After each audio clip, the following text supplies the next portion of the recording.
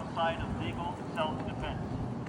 Instead, our ambitions are to hold a mirror up to society and ask if you are proud of what you see in that reflection. We will use our free speech, our First Amendment rights, to call out the unconstitutional and illegal breaches of public trust we see in our country perpetrated by Trump and his cabinet of sycophants. Dear citizens of the United States of America, we love you. We believe in you. We can get better. It takes great courage to stand against tyranny and hate. Look around you. You are courageous people. Every single person here understands the moment we face in our nation, in our society, and in our community. Our strength lies in the compassion and empathy that is only found in the reflection of our own soul searching. We care about others. We care about our democracy. We care about the freedoms and liberties guaranteed to we the people in our Constitution. We must put our foot down when Trump tries to remove our constitutional rights or the constitutional rights of others. Use your privilege in whatever form that may be. We are all in this whitewater rapid ride together, and we all have our own oars to paddle. We must not let the fear of what fascists' response might be prevent us from doing what is right. How do you want the history books to write about you? What do you stand for? Our descent into fascism and authoritarianism has been swift and quietly violent. ICE continues to kidnap innocent people off our streets based upon their skin color, their name, or the language they speak. How long before religion, and which religion will be next? Fascists always attack their scapegoat of the moment. As soon as they feel enough of this demographic has been removed, they move on to the next. We must not allow them to extend the ugly grasp of fascism's reach any further. I've never cared about burning a flag. The only moment in my entire life I wanted to burn an American flag was the moment I heard Donald Trump try to make it illegal. These micro attacks on our freedoms must end. We must rise before the removal of rights exceeds the limits of what we are comfortable with. This is the parable of the boiled frog. This slow erosion of rights is identifiable by 5 common tactics that are often implemented by an oppressor. Creating a new normal. When new, less free circumstances become normalized over time, people may forget the rights and freedoms they once had. Using a crisis as justification. Public safety concerns are often used to justify more intrusive government actions, which may then become permanent. Targeting less sympathetic groups. Governments or other powerful entities may first restrict the rights of minorities or other marginalized groups, which may go unnoticed or be tolerated by the majority population. This sets a precedent that can later be used to curtail the rights of others. Expanding administrative power. Administrative actions, as opposed to legislative ones, can quietly hollow out constitutional rights and protections, as these changes are less transparent and harder to challenge. Relying on legal subversion. Democratic institutions can be undermined by a series of legal, legislative, or procedural changes that are passed by the legislature or upheld by the courts. While maintaining the appearance of democracy, these changes can eviscerate its substance. Many of us have read or watched The Handmaid's Tale, Fahrenheit 451, 1984, or other cautionary dystopian tales. I think I speak for many of us when I say before a few years ago, I never suspected idiocracy would be the most prescient. Despite the MAGA cult's willful ignorance, we must find ways to work around them, knowing full well they will forever be unwilling to work with us. They have and will continue to refuse to work with us on issues that concern climate change, equality for all people, voting rights, reversing Citizens United, universal health care, free education, feeding the hungry, and so many more issues that profoundly affect our day-to-day lives. Think about what's going on for a moment. We want to ensure everyone has access to health care and education. They want to take away the rights to our family, friends, and loved ones. We want to bolster our democracy and make it easier for all U.S. citizens to vote, while the MAGA hats in Congress attempt to restrict voting to nearly everyone who isn't a white Christian nationalist. We want to tax billionaires to care for veterans living on the street or for families who need food assistance. Whether it's marriage rights, adoption rights, or the right to play sports in public schools, the radical right is attacking the constitutional rights of our family, friends, and loved ones. They're trying to remove our rights based on their religion. Trump and his MAGA minions are trying to do the very thing our founding fathers fled across an ocean to escape from. What can we do?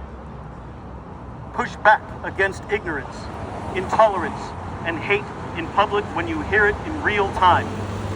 Use it as a learning opportunity. Don't let it slide.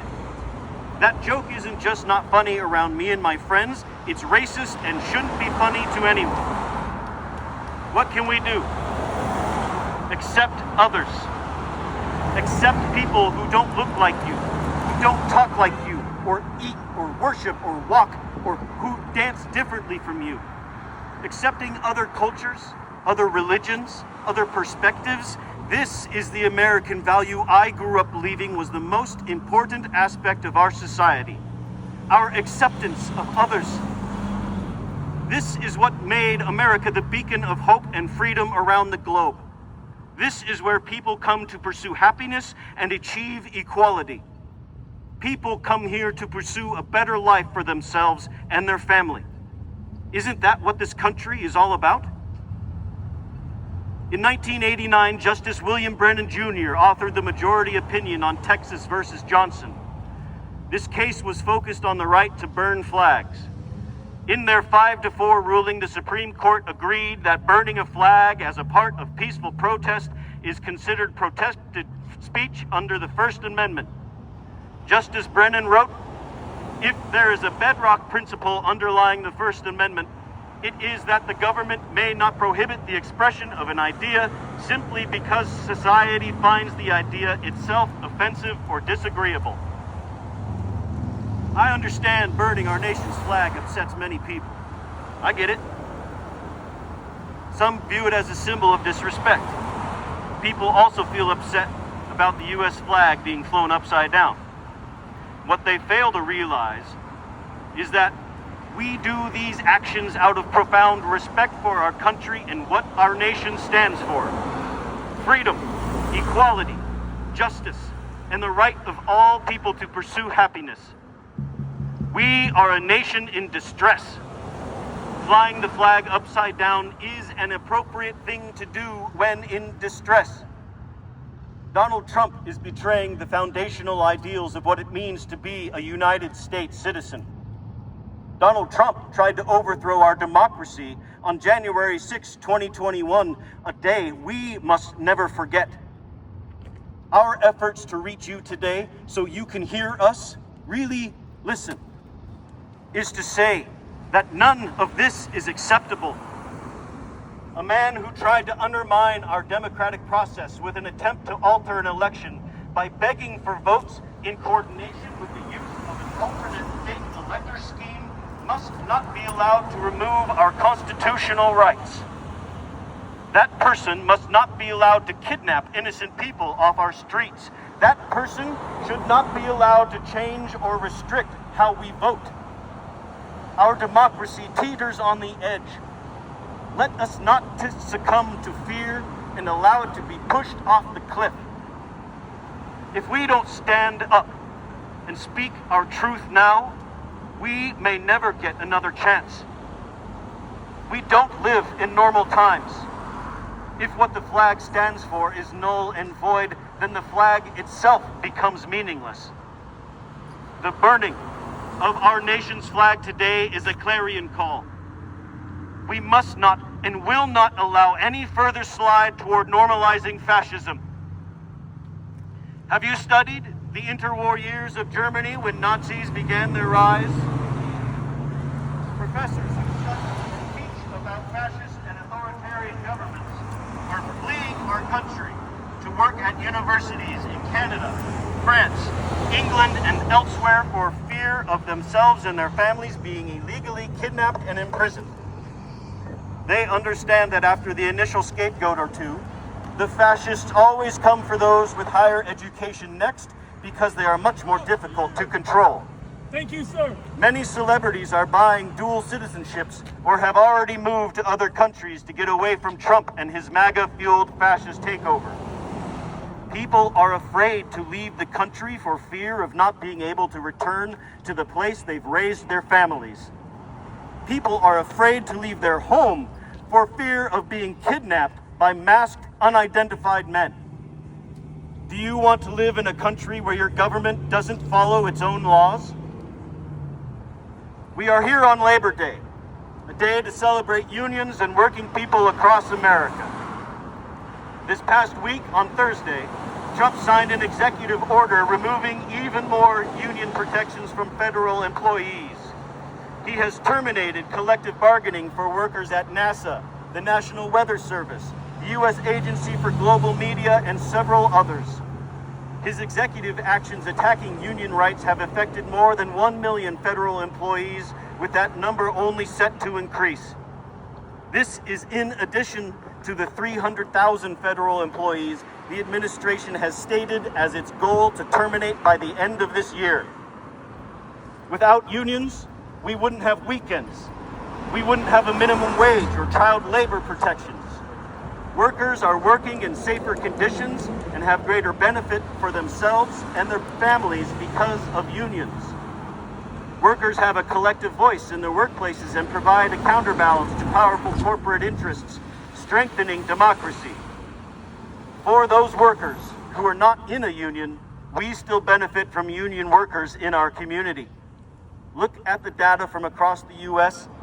We find that in regions where union membership is higher, the minimum wage is higher, unemployment is lower, safety standards across industry are raised, and individual and community prosperity numbers are elevated in comparison to regions without strong union participation. Why do we burn the United States flag today? We recreationally burn our flags as an exercise of our First Amendment rights and our right to peaceful protest. It's our freedom we are watching being slowly eroded before our eyes, and we are alarmed. We are beyond alarmed. We are distressed, and we are witnessing the end of this grand experiment, the United States of America, due to Donald Trump's manipulation of his MAGA cult and their assault on the Constitution. The MAGA cult, who doesn't believe in the science of climate change, infectious diseases, vaccines, masks, or the weather.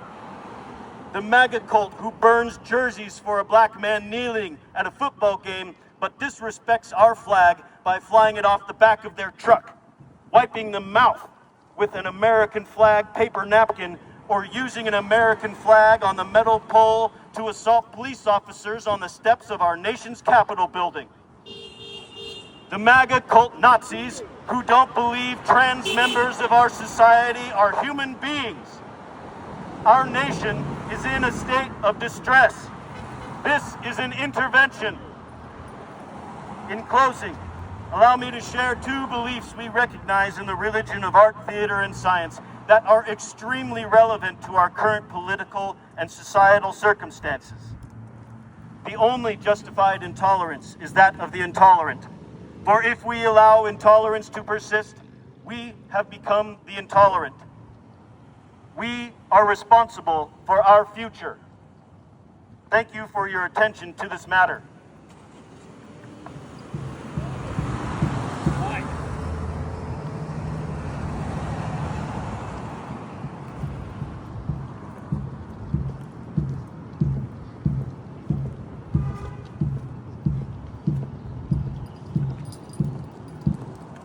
Would anyone like to help hold the lighter?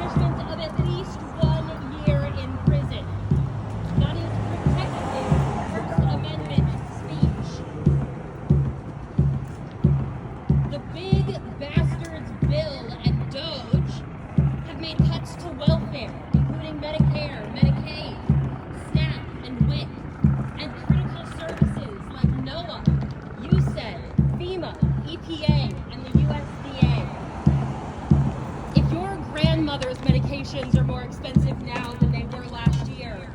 It is Donald Trump's fault. If you voted for Trump, it is your fault. The federal minimum wage is $7.25, set in 2009. Can you live at $7.25 an hour? Per the FLSA, the minimum wage is supposed to be a living wage.